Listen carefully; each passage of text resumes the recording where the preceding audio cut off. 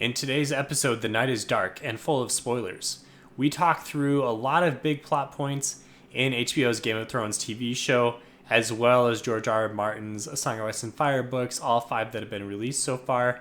We also talk a little bit about what happens in Fire and Blood and give a primer for what to expect in the House of the Dragon TV show.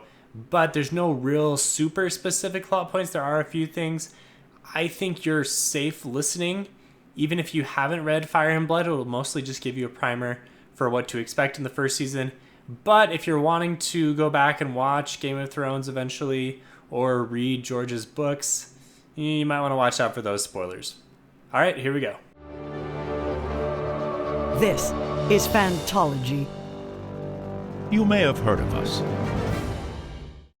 All right, what's up, greens and blacks? This is Steven, your host from Fantology Podcast, with a loaded panel today to talk about the upcoming show House of the Dragon on HBO, which drops next Sunday at time of recording here.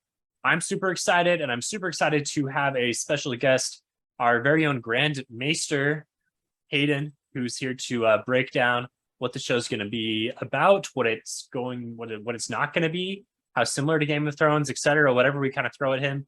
Hayden will be ready to answer, right? No pressure. Yes. How does one become a Grand Maester, Hayden? Yeah, give us your resume. Your vigorous training. And what metal is your chain? Oh man, all of them. I thought the chains are different metal. Each link is a different metal, right? Yeah. Oh, is it? Dang, I blew that. Yeah, you blew it, Jake. Don't you- Come on, man. Isn't there like something like whatever you specialized in though? I don't know. Maybe not. You might be thinking of real life college. Might be conflating it with like What'd Game you of the get your Wind. degree in? not a Grand Maestery, obviously. Not history of Westeros. Yeah.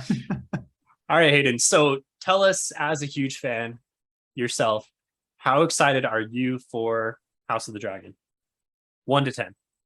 10 out of 10. I'm so excited. Everything I've seen from the trailer, the actors, the costumes, everything I've seen has just blown me away so far. So I am extremely excited. To see some of these characters come alive on screen. Man. Follow-up question. How did you feel about the ending of Game of Thrones? Yeah, where was your excitement and how did it get to a 10? Well, I think at the time of watching the ending of Game of Thrones, I wasn't as well read in the books and with Fire and Blood and being up to par with everything and updated. But I think the end of Game of Thrones, I liked it when it came out for certain aspects of it. I thought they did a good job with the world, just kind of wrapping things up in some ways. But then through reading the books, I found that I could see why these book fans were very mad at the ending. Also, the show, I can understand why people could be angry with a lot of, the time jumps and like just weird things happening in the show. But overall, I liked it when it came out, and I still think that the ending of the books will, there'll still be some points that match up with the show. But overall, I don't look at the books and the show as the same thing at all. And so like I look at them as like separate entities, and so that's why I still appreciate both in their own ways. That seems interesting to me that you continued to, or I don't know, did you start reading the books after you finished the show, or had you already started? I believe I had already started, but I hadn't finished them, whatever. So The ending of the show kind of killed most of my Game of Thrones enthusiasm, I would say. And I had finished the books before, but I don't know, maybe it's a combination of just my lack of hope for a book 6 to come out in any reasonable amount of time. So it was a combination of just kind of not a great ending for Game of Thrones, in my opinion, and also just no book 6 in sight. That most of my Game of Thrones just any I guess, like I said, any enthusiasm I had for it kind of is gone. It's So hard. Ryan, It's you're hard to not revive it. you're not at a 10 out of 10. No, I'm not. I watched the trailer for House of the Dragon probably a couple days after it came out, and I just The don't have trailer high didn't get you excited. expectations. The trailer was The really trailer cool. looked, yeah. I don't know. I'm just Ryan's regulating my amazing. expectations. So Ryan, you mentioned a couple reasons why you're not excited, like things that killed your hype. One, obviously, like not really connected to the show, but just will we see book 6? Will we see, yeah, book 7 or even book 6 come out in our ever? It's not it's not about our lifetime. It's about Yeah, that's George R. R. that's Martin's why I lifetime, said that's why I changed it to ever. The other one was just how like season 8 ended, which I agree was, for me, I feel like I viewed them as pretty separate as well, books and show, and I was still pretty disappointed with season 8. It just wasn't the same quality of TV as before. But like, I feel like this is like so different. Like, this isn't HBO like grasping and like trying to do whatever it takes to like use this IP because they have rights to it just to make more money. Like, this was George R. R. Martin's like passion project that he was developing, and then like independent of HBO, and HBO just happened to be the ones who got the rights to it and like executed it. Does that I don't know, hype you up a little more?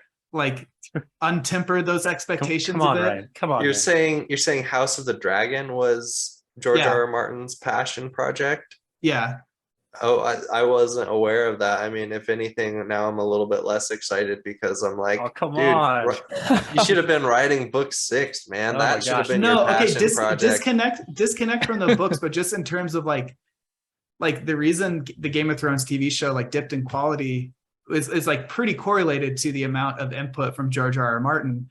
And here we have another series with much more input. So like, He wrote the it's source material. What type of input? So he wrote Fire and Blood, which, if my understanding is correct, it's a very small portion of Fire and Blood It that is, is going to be right. adapted to this. And so it's Yeah. not necessarily direct books that are being used for source material. It's more like him kind of direct. I don't know exactly what it is. It's him. He was like, hey, this is a great story. I think this needs to be a TV show. And like I don't know what level of like what he did for the development of it, but like he was active in development before HBO was even like attached at all. I don't know. Yeah, I will say, I feel like that gives me a lot more confidence in the show. I will say I've started Fire and Blood. I've read a few of the stories from it, and I feel like the stories, they're short, obviously, like maybe 10,000 words each or something, but they do have like well fleshed out characters, and they're compelling in their own right, and they don't obviously have like a typical narrative structure, but like I definitely, because before I kind of thought the same way as Ryan, like, oh, this is kind of just like a history book, and like how exciting can it really be? But no, I think after reading, I haven't read the quote unquote source material for the show yet, but like reading a few of the examples of what's in Fire and Blood, I do think that there is enough for them to like base it off of the source material and have a very compelling story. So I think let's dive into that. Let's talk about what this show is going to be, because after reading Fire and Blood and reading the conflict called The Dance of the Dragons that is going to be the material for House of the Dragon, I'm really excited to see it played on screen. So Hayden, our Grandmaster, tell our listeners what the show is going to be about. Where are we at in Westeros history? Who are the major players? What can we expect? Maybe, don't go into spoilers like far down the line, but at least give us kind of set the scene for what we're going to have. So it's interesting because the trailer makes it look like there's going to be some sort of time jump that we'll see kind of the build up towards the Dance of the Dragons, but also what happens during that dance.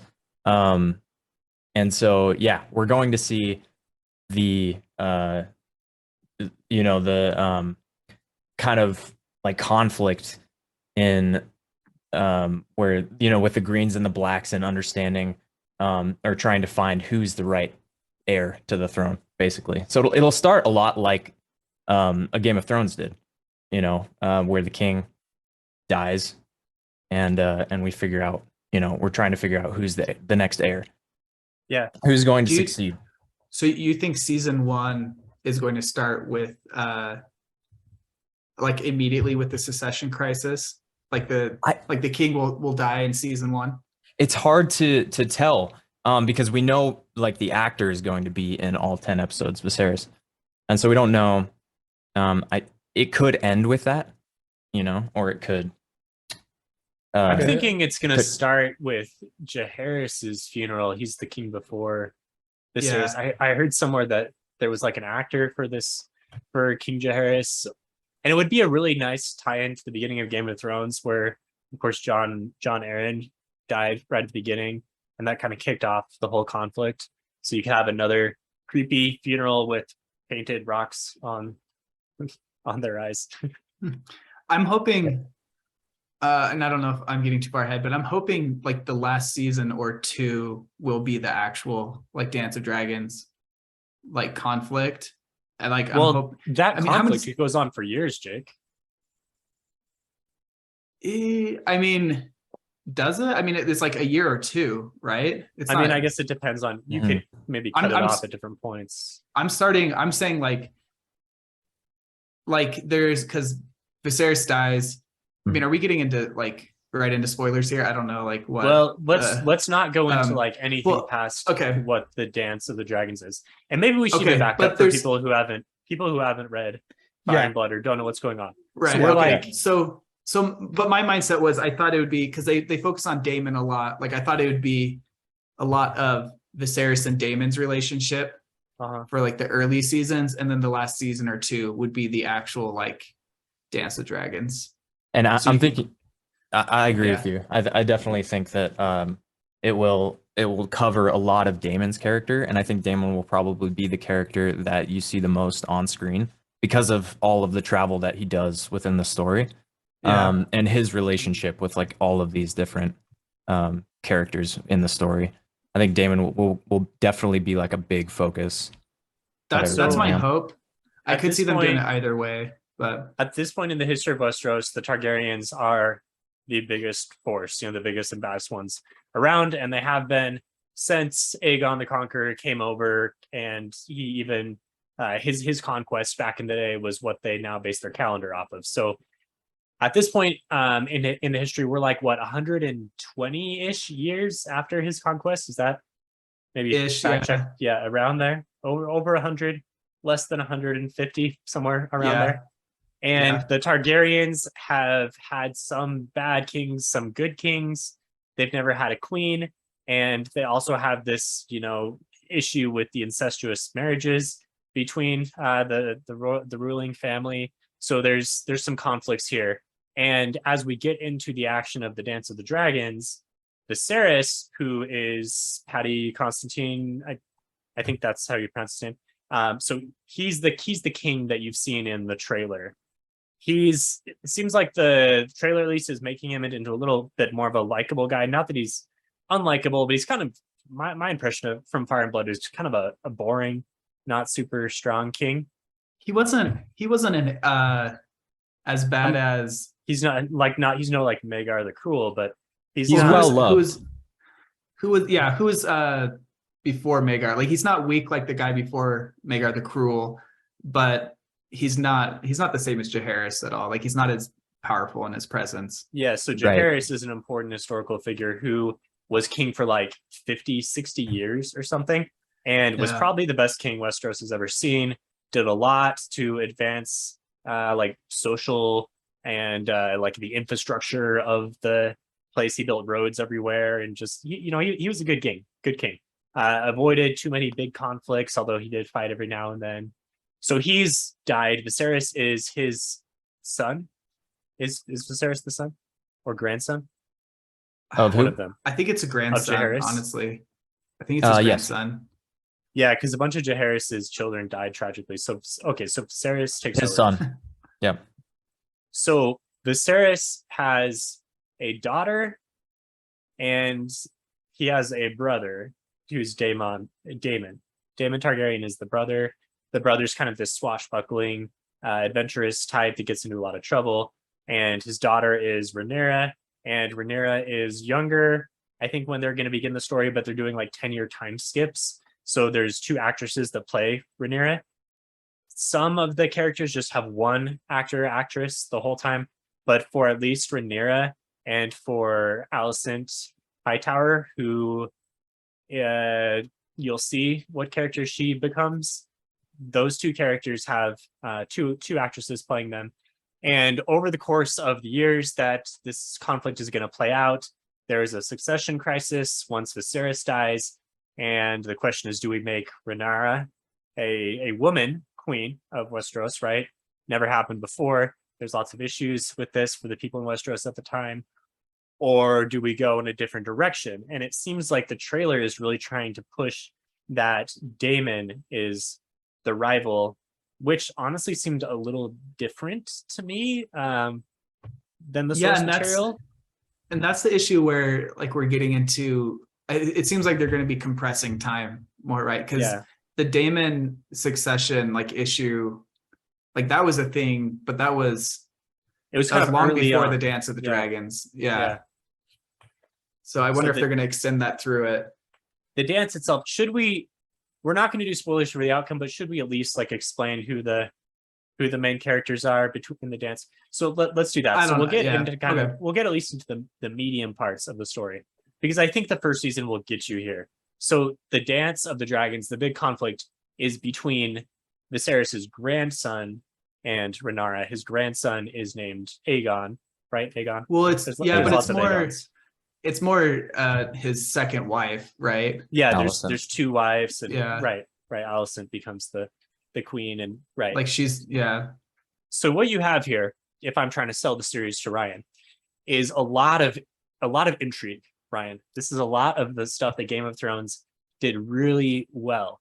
And that is honestly the thing that I'm most excited to see, because, Game of Thrones had some cool action and whatnot, and it had some cool magic. But the thing that I enjoyed was just like these scheming conversations and the question of who would win and who's going to betray who and who has their throat slit, right? Like that's what got people interested in Game of Thrones in the first place. And from reading the story, which I will admit is, not super into the weeds, there are a lot of details, but it's like 50 to 100 pages compared to thousands of book pages that was the Game of Thrones Song of Ice and Fire book material. Even in the small amount of pages, there is a lot of interesting stuff that they could do. So and seeing the trailer just kind of brought it to life for me. So I'm really excited. I don't know if I'm 10 out of 10 hated, but I'm like 9 out of 10. And if you can tell from my like long gushing rant here, I think that's like pretty sincere. Can I say something? Yeah. I just want to cap off what I said earlier, just by saying that I don't want this show by any means to fail. My lack of excitement is more kind of my past experience, with the material. And the things that I am really excited for this show and I hope to see in this show are, more dragons, obviously. And I want to see like more like hopefully close relationships between like people and their dragons, more like what we saw with Daenerys in Game of Thrones. I think that Aragon was definitely my favorite book in like middle school and high school because of that relationship between and the unique relationship between a dragon and its rider. And if this show can have any, include that in a exciting way, then I think I will be very happy. And regardless of, maybe Steven's watching it for the political intrigue, I'm kind of watching it for the dragons. I will say, are we gonna get dragons? Oh, we'll get dragons. Yeah, I was trying to pitch this to a friend, and I was like, this is pretty much the same as Game of Thrones, a little less magic, but political intrigue and even more dragons. I was hoping we'd see more magic this time around, or at least yeah, I don't know. Hopefully, just with the dragons alone, we're seeing some more fantastical elements.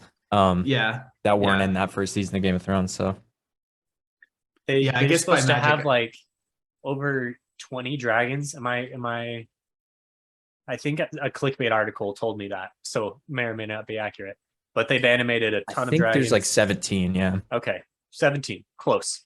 Have you guys downloaded the Dracaris app, the augmented No, reality but I app? heard about it on the official HBO podcast. You can get a dragon in augmented reality. It's kind of lame, but kind of cool. So Do you have I don't Okay, know. Ryan, I saying you're got not one. hyped about the show. You're totally Listening to hyped the about the HBO. show. I told you I'm excited for the dragons, and I want to see some cool relationships with, like, you know. I agree. I think at the end of Game of Thrones, we kind of saw where Daenerys, where Drogon and Daenerys didn't really like. It wasn't there, that relationship, at that ending where Drogon didn't get mad when Jon kills Daenerys, and I think that we'll definitely see more of that in House of the Dragon, because that's a big part of Fire and Blood and A Song of Ice and Fire, is the connection between the dragons and their riders.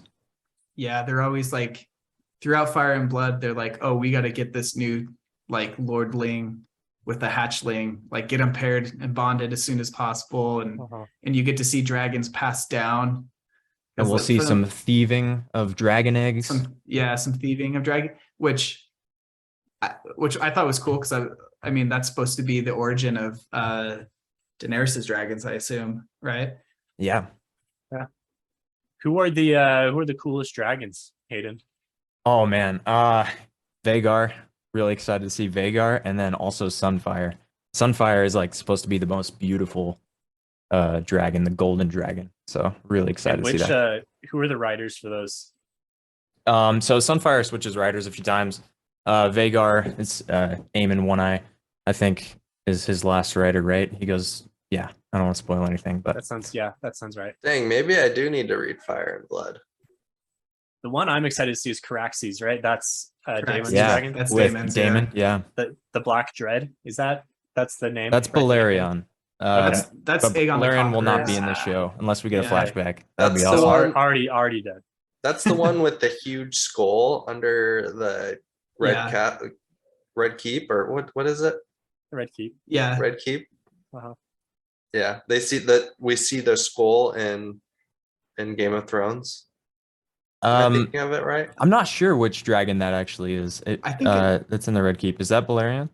I think in the show they do say it's Balerion, but I don't know. That's cool.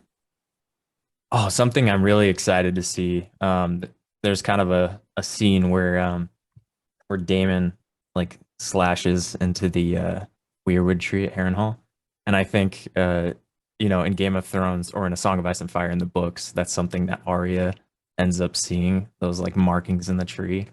I think that's really cool. Just some of the stuff that kind of carries on in between the shows, connects the world. It's really cool. Yeah, what other connections, like what other Easter eggs are big fans gonna notice? Oh, I think there's the dagger, right? The daggers is in the dagger that at the beginning of Game of Thrones, the assassin tries to kill Bran with. I don't think that's that the not same a part. dagger? No, I thought it was the same one that they showed in the trailer. Okay, it's the I think same. It's rumored. So it's the same prop, but it's not supposed to be the same okay. Right. dagger. So it is, but it's not. Yeah. They like altered it to try to make it look different, but everyone was like, it's the same dagger. And I think they came out and were like, oh no, it's not. It's just. I'm excited to see Dark Sister on screen. Yes. Like this great Valyrian steel sword that has passed through the ages of these Targaryens. Just so cool. Is that in Game of Thrones? They talk about it. Yeah, I think there's a scene with Arya and Tywin where they're talking about Aegon and his sisters and them conquering Westeros, and then she like knows, and she tells them, that sword, yeah. So who wields the sword, or where is the sword in the Song of Ice and Fire? It's not in A Song of Ice and Fire. Okay, so it's disappeared from the world. Probably got Yeah. lost at some point when the Targaryens had their fall. Yeah, I don't want to give any spoils, but yeah. Okay. There's a lot of named swords in the Dance Dragon. Some cool points. Vigilance, that was a cool part as well. Yeah, Um, Vigilance. Can I ask about a spoiler from Song of Ice and Fire? I mean, we already did spoilers from Song of Ice and Fire, so yeah. Was anybody else really upset when they took Ned Stark's sword as ice and Ice. like melted it down to make like two smaller swords? Tragic when you learn the history of ice. Yeah, ice plays a role. Well, actually, was it in the Dance of Dragons or just Fire and Blood in general? Yeah, I'm not sure if we'll It see Shows ice. up in the book. That would be really cool if we saw ice. Yeah. When we see the Starks, you know. Yeah, that was Dang. very tragic though. That was like, and then, yeah. Man, So- now I'm excited about the book Fire and Blood and Yeah, the it's- show too. I'm It's getting really hyped. good. It wasn't necessarily Steven's political intrigue that sold me, because Just a the lot of that dragons. was the dragons and the riders, like just the emotional. It's like Game of Thrones and A Song of Ice and Fire. They're just so emotionally intense because you get connected to these characters, and I think that's part of what draws people to the series. And I'm sure we'll see it in House of the Dragon, but then they're just ripped away from you. Like you're like, that was my favorite person, and they You met you know just that expecting a nice You're wedding to still, go. I mean, you're still gonna see some of that. It's George Yeah. R. R. Martin is the author Yeah. of both. Yeah, I know. But it's I know I'm not- still gonna see some of that, but that I don't know that might be. That's not why I watched the show. I think. Ryan, you know that scene in book 5? Man, I don't remember any of the names. What's book 5? Winter A dance Dance for of dragons. is okay. That's what I was thinking, but I was like, maybe I'm just conflating it. Where is it the Dorn guy? Who's like, I'm gonna Quentin? Quentin's like, I'm gonna go tame a dragon. I was excited Yeah. for him. Yeah. I was like, That this is excitement. gonna be awesome. Like he's gonna get one of Danny's dragons and like, be Yeah. a freaking dragon knight, and then Yeah. he just nope, he gets freaking Roasted. roasted, Yeah. literally. So there were quite a few. I think you'll like see a lot of scenes like similar to that, like this idea of like trying to go like claim a dragon type of stuff. Mm-hmm. Not realizing that dragons have a will of their own. Uh-huh. Yeah. Okay. Yeah. What's the quote? Like one cannot like begin to know the heart of a dragon or something like that. Yeah. Sounds good. Yeah. For their Sounds very really good. nature is like fire itself. There's like a One quote cannot like that in Fire presume and to Blood. know. Yeah. That's it. Yeah. Yeah. One cannot simply tame a dragon. Exactly. Delivered by Ned Stark. Ned Stark. Yeah. Yeah. Speaking of Starks, there are some really cool Stark Northmen scenes. And So that's Dance what of I wanted Dragons. to kind of ask about, because in A Song of Ice and Fire and in Game of Thrones, we have the big families that are pretty clearly defined: the Starks, the Lannisters, the two biggest rivals, right? The Targaryens, very much minor characters. But then you have who else? The Martells from Dorne, and the Tyrells over in Highgarden, and the Arryns up at the Reach, or what's that? The veil. The Vale? The Yeah, Vale. right. and The then Tullys Baratheons. and the Reach, right? Or actually, no, the Baratheons are in the Stormlands. Yeah. I'm pretty sure the Reach Yep. is the Tullys. So it's different, right? We're about, actually, I can't remember how many years before, but I want to say this is like I think it's like 100. 100. Is it 100 Yeah. years before? I think it's like 280 AC. Okay. Might be So more the than beginning 100 of a Game of years. Thrones. So how have the royal families, the families in power, shifted over the years? And what new players are we going to see this time around, Hayden? Oh man, that will be really cool to see. Because yeah, there's so much going on within the world, and it's going to be cool because the areas that we'll most likely get to see are ones we've seen before. You know, we'll see a lot of like King's Landing. We'll see a lot of Dragonstone. But then there will be some areas that we haven't seen that I'm really looking forward to seeing, and some of those families. Especially like, yeah, what's going on in the North, you know?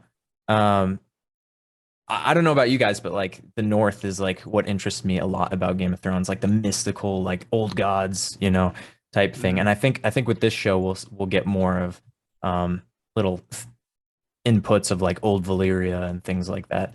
But I would also really like to see some of the things happening up in the North with the Starks. What are some of the new areas that you're looking forward to seeing? Oh yeah, the Stormlands. Yeah. Or what is it? Is it called the Stormlands? I think so. Yeah. Where the Baratheons. are at? Yeah. Yeah. Is I that really before the Baratheons take the island? before yeah. The island being Dragonstone. So Dragonstone they- is like the seat of the Targaryens at this time. Okay, Right. yeah. And then once the Targaryens are overthrown and the Baratheons take over. Yeah. And does Stannis remain in the Stormlands, or is Stannis in Dragonstone? And Stannis takes Dragonstone as like Takes his seat. Dragonstone. Yeah. and Robert is in King's Landing. King's Yeah. Landing. That's right. Oh, and also I saw in the trailer, there's like you can see the dragon pit. I'm pretty sure that's what it is. But yeah, we'll get to see like the dragon pit in all its glory. Yeah. The whole dome, you know. I think that's really cool. A fun place to visit in Westeros. Definitely. Whenever they talk about the dragon pit, I'm always like, how is that gonna, like, that cannot be like, Who signed off on this? yeah, like this is not gonna work out right long term. This cannot be a good solution here. When I hear the dragon pit, I just think of the Sarlacc pit in Star Wars, just like the gaping dragon at the bottom, like you throw people into and the dragon eats them. It's not quite that bad. Yeah. So some of the new families are the Valerians, right? Yeah. That's the name. Yes. Yeah. So So excited the to see it. Valerians are kind of cousins to the Targaryens, and Yeah. they also descended from old Valeria. Valeria was the place over in Essos that had the mysterious doom come to it, and only the Targaryens and the Valerians escaped. So the Valerians are pretty powerful family. The head of this family is Corlys, right? The sea snake. Yes. He's played by Steve Toussaint. He has like the Targaryens, he has the really nice silver hair. He's got some dreadlocks. He looks magnificent. He looks cool. And the sea snake himself is a really fascinating character. This guy is just around for forever, basically unkillable, does just about everything. And like his name suggests, he's kind of the master of the seas, goes on a lot of cool voyages. So yes, like the Greyjoys still kind of exist over in Pike, but really control of the seas resides with Corlys, and that's a character I'm really excited to see, because in the books he is he's pretty cool. Like there's basically nothing that I would think he'd be afraid of or would fail at. Do the Valerians have like familial dragons like the Targaryens? No. No, Well, sometimes they do like take up dragons, but not as much as the Targaryens. Yeah, they're Right? like Am a I right vassal. in that? Yeah. Yeah. So both families came from old Valyria. So at some point they were all dragon riders. You know, or some of them were dragon riders. At this point, you know, they're not, but yeah. I think they were like a vassal house to House Targaryen. And so when they first came over, I don't remember how many, like, were there just 3 dragons when at the start of Aegon's conquest? Whatever dragons there were like I under think that's right. It's Targaryen just control. Aegon Yeah. and his sisters. Yeah. And then, but like the Valerians were like, yeah, like I don't know like the right political term for it, but they were like part of their same, Right. not same house, but like their same like They've always been loyal to the entourage. Targaryens. Yeah. yeah. So they do have the same like Valyrian blood, but So that's a family I'm excited to see. Also, the Hightower family. The Oh, man. Hightowers, in Oh, my man. reading, are kind of so their seat is at Old Town, right? Which is where Sam is studying to become a Grand Maester. We don't see it hardly at all in the show. I think there's one scene there, right? I think there's a couple. I mean, when he's there at the Citadel, right? Oh yeah, he's like there at the Citadel studying. Yeah. But the Hightowers, so the head of that one is Otto Hightower, and he is the hand of the king as the action starts here. His daughter is Alicent, who is childhood friends with Rhaenyra. It looks like the show's really going to play that up. And then, like I said, both of them get aged up by 10 years throughout the course of at least the first season. Eventually, Alicent has a bigger role to play. And this guy, Otto, he's kind of like, he's not on the same level like a Peter Baelish scheming I type hate guy. him. So Baelish you or would Otto say, or both? I would say he's a lot like, I mean, yes, he's similar to Baelish. Like he will be the Baelish of this show, I think. I didn't read him quite as negatively, but it sounds like you did. Yeah, I feel like just his hate for Daemon is just so like uncalled for in in a lot of ways, and just his like hunger for power. Yeah, we'll get to see the worst of him, I'm sure. I'm excited to see how the political intrigue aspect will be very. I feel like both sides have compelling arguments for what they're doing, and like the best way. And so it'll be interesting to see how viewers line up. Like if the show's going to be presented pretty one-sided, like you should obviously back the blacks or back the greens, or if it's going to be more gray and you'll have like factions of the fandom be like, no, Otto Hightower's like an amazing guy, he's great. Or if they're going to be like, I think there will be Daemon characters that you love to hate for sure. And that's a staple, right? Yeah. Fans do whatever they're going to do. Like still, I swear half the Harry Potter fandom like puts themselves in Slytherin because they want to be like contrarian or whatever. So I'm sure there's going to be a significant portion that I do think the source material is pretty even-handed though. Who do you root for then, Jake? I mean, I lean towards Rhaenyra. I don't know. Rhaenyra. But I understand the criticism of having, like, I think there's similar, without going into spoilers, like I could see Ned Stark being hesitant to support her side. Yeah, but Ned Stark was also stupid. But he was honorable. He was honorable though. That's what I'm saying. Like, I think they have a good source material for great setup that way. What about you guys who have read Greens I back the blacks all the way. I'm with you on that. Nice. I think at first I was like, yeah, Rhaenyra. And then later I was like, oh crap. Like, am I sure about this? Like, do I want to change my mind? Because like Game of Thrones, I had the same feeling with Game of Thrones with the Lannisters, where I was like, oh my gosh, these guys are scumbags. I hate these guys. They killed my guy. Tyrion's in charge. Yeah, they killed my guy Ned Stark right away. Like, he's a man of honor. How could they do this? This is not what's expected. And then Jaime has a cool arc, and Cersei's kind of cool for a little bit till she's really lame. And Tyrion's never cool. Yeah, she's cool for a little. I mean, come on, man. She blows up the Sept. That was cool. Tyrion was always cool. So by the end, I was like, the Lannisters are kind of my house, I think. And I think you could have some similar experiences with the show. I agree. For Stephen, it just depends on who has the prettiest actresses in the house. That is 100% accurate. That is a thing, Josh. Cersei was pretty cool. Yeah. He said for a bit.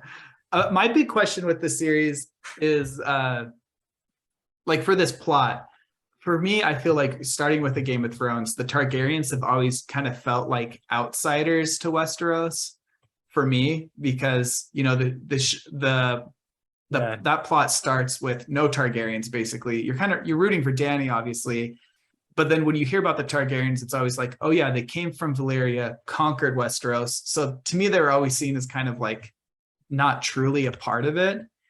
And reading Fire and Blood has helped me see them more as like a crucial part of the identity of Westeros, but also it's like they're on such a different level because they have dragons. Like, how can you really stand up to them unless you're Dorne? that's And what a lot so, of people throughout the history of Westeros thought, and that's how they justified the incestuous marriages, because they were like, yeah, well, like this isn't good for most people, but the Targaryens are, exceptionalism. exception. Yeah, Yeah, they can do this. It's okay, and that's A how they lot got of it the through. Westerosi people saw them as gods, yeah, and there were some really weird like laws in place, that you read about in Fire and Blood, with like the first night, things like mhm. that, because these people like viewed them as these like, yeah, like not human All the gods. seeds, the dragon The seeds. seeds, yeah. Yeah, but because for that reason, like this story is the story of a Targaryen civil war. Like that's what it is. And I'm just thinking, like, if I were like Lord of House Hightower or Lord of the Reach, or any of these houses, like, and the Greens or the Blacks asked me to like join their cause, I'd be like, you guys have dragons to fight each, like you're going to be dragon on dragon. What am I going to do? Like, I don't want to be caught up in this. Like, it just seems so unfair. And like you know what I mean? It's just like, you guys are playing in another league. Like, why am I here? Yeah, Uh, and we'll see that, Yeah. with the War of the Stepstones. Yeah. I really liked seeing that little snippet of that in the trailer. I feel Um, like it's the same thing in the Game of Thrones TV show. It's like you have these, these royal families that are playing the Game of Thrones, and then you just have like these peasant armies that they assemble that Yeah. basically get slaughtered by the well-trained soldiers, and then like there's just widespread famine. It's like they're the people who are like really dying. I mean, I guess the royal families are kind of like getting messed up too, but I feel like not as much as the little people. Yeah. So maybe that is just war in general. The people who pay the price are the ones with like Yeah. the most to lose. Yeah. But, Okay, so Ryan, has any of this made you more excited? Yeah, the dragons definitely. I mean, Just it's the called dragons. House of the Dragon, but I mean, I'm not Dragons. like I want to read Fire and Blood now because it's got me excited more about the history of the Targaryens. And Are you concerned at all about reading it and then knowing what's going to happen? So maybe your show experience won't be as good. don't be worried about that. I'm not too worried about it because I went into Game of Thrones the same way, Yeah, and I exactly. kind of liked knowing what to expect. Like I said, the emotional turmoil was somewhat tempered when I could know that Ned Stark wasn't gonna last long, and Like the Red Rob's Wedding is coming. Yeah. So yeah, the Red Wedding is coming, so I could more find the humor in other people watching it for the first time, and less about That's Well, just Rob. cruel. other people. Yeah, what's the name of the family that controlled the twins? the phrase. I Yeah. hate the Walder phrase, Frey. man. We all do. Freaking Walder Frey. Argus Ah, Filch. Filch. The loser. I wish Perfectly cast. I wish the dragons just lit them all on fire. Hey, Josh, you hadn't read the books before watching a Game of Thrones, right? I'd read the first book. Okay, so both you and Ben didn't know the Red Wedding was coming. Yeah, no On the idea. yeah. We tried to do the thing where you record your poor friends as they watch the Red Wedding. You guys didn't have a big enough reaction, but Yeah, I mean, not to it was post, more but, of just like a silent, like, oh crap. Yeah, I remember like at the end, Ben just like looked and he's like, "What? Like, what happened?" we should try and dig out that recording and share it. or I think I something. have it on my phone. Do you? Yeah. Share that on Patreon. Yeah, that might be fun to look back on. But I just remember thinking like, wait, no, and then just like I'm like, I didn't think they would actually go that far, and then they just kept killing people. Hayden, what do you think the better experience will be for House of the Dragon? Reading Fire and Blood, knowing what's happening, or going in blind? Or does it just So what I depend? recommended to Josh, I think reading Fire and Blood up into the point of where the show is going to start Okay. is a good call. Just reading up to that, whatever it's called, like the heirs of succession chapter, whatever. Yeah, I think that's great because then you get some of the like epic Targaryen history, and then you're more excited Yeah. about the Targaryen family. and where they're going, where they're heading. And you kind of know who people are. I know people who hadn't read the book. They hardly ever knew the names of any of the side characters, at least in my experience. Like talking to my coworkers, they're just like, oh yeah, the blonde one and the dragon one and the hot one. Like they just didn't know anyone's names. It's a huge cast too. I think we may get more of that in House of the Dragon. I think that's a good recommendation. Yeah, and that's about halfway through the book too. So right. Yeah, I'm on the Prince and King, the Ascension of Jaehaerys. Oh, you're pretty close. Then. Yeah. My goal was to get up to it by Sunday, so I'm nice. Hoping to get there. Yeah. So I'm in. Can I say something? Yeah. So I'm interested to see, because we have all of this this history that's recorded, and it's all just history, right? And so people tell history in different ways, and in the book, we have Mushroom, and we have we have different accounts of the history. And Mushroom is the fool. He's a dwarf, right? He's a dwarf fool.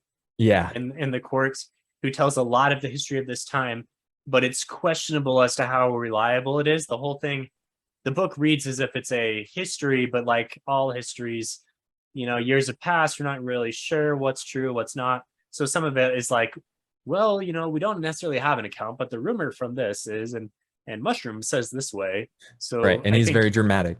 Yeah, and so, very dramatic. But I feel like he was accurate to some extent on some of the things, and so it'll be cool to see like what they actually make. The history of the and I think George is involved in that a little bit.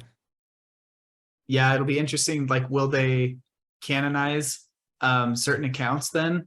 And will they make sure there's a definitive canon, I should say, to each account, or are some of them going to be like more ambiguous? And so you, as a viewer, like you have to make an inference as well to decide which account you agree with. Which that'd be hard to do, but that could feed into that'd be tough to see on screen. Yeah, the intrigue. Your screen splits into two panes. Yeah, not like that. Like, oh, which one is true? I haven't seen it, but I've heard the Last Duel or something does something like that, I think. Oh yeah, because that's all about like one person is saying it happened one way, and I haven't seen that, but I'd like to see that. I think that's part of the Do you think Mushroom will be a character in the show? There's no casting. Yeah, so I don't think he will. I think his like character, like the importance of his role was kind of just to be the teller of history. But it'll be weird to not have him there in the court. He's kind of like Peeves. Yeah, which I guess didn't make it into the movie adaptation, but I wonder if it'll be a character where it's like somebody that's just an extra, but he happens to be an extra in like every shot throughout the series. I have no idea what character you're Do we have a casting for Aegon II? Because he wasn't in any of the trailers. I didn't see anything. That's why I'm thinking, and he's a huge character. I don't think we'll get to that point in the first season. Oh, okay. Yeah, I guess. Yeah, I guess that could make sense. Yeah, because it's really leaning into the Daemon Rhaenyra conflict, which like we said earlier, is kind of the opening act of what's going on, and obviously they're planning for a multiple season show. True. And in the book, it was more like Daemon didn't have a conflict with Rhaenyra. He had a conflict with Viserys, right? Yeah, he had many conflict, but about like Rhaenyra, but it wasn't like him versus her as much as like brothers butting heads. So I wonder how. Well, there was some conflict between those two, right? But we don't know what happened there between them. Yeah. There's a lot of different accounts, right? And so I guess maybe we'll see if it was something between them, or maybe it was just Jaehaerys and they had an argument, and that's why, that is such a fun part of the book, though. It's like, am I agreeing with Maester or High Septon or whoever it is at the time, or am I going with Mushroom's account on this? Yeah. Right. All right. So hopefully you are more excited. If you were Ryan at the beginning, hopefully you've come up to at least like a Josh level, who seems to be kind of midline. If you were a Hayden or myself or Jake at the beginning, hopefully you're still there, because we're all really excited for the show. Hayden, if schedule allows, we're going to try to get you on to do a breakdown, like a short breakdown, maybe 20-30 minute or so episode breakdown. We'll see what we do, but I think we are in some way. We want to cover the show. We're excited for it. We want people to be able to kind of follow along with our thoughts and takes because what further opinion could you need about the show than Phantology? Yeah. I would love that, and hopefully I can get my webcam working. Nice. All right, everyone. See you later. See ya. See ya. Bye. Bye.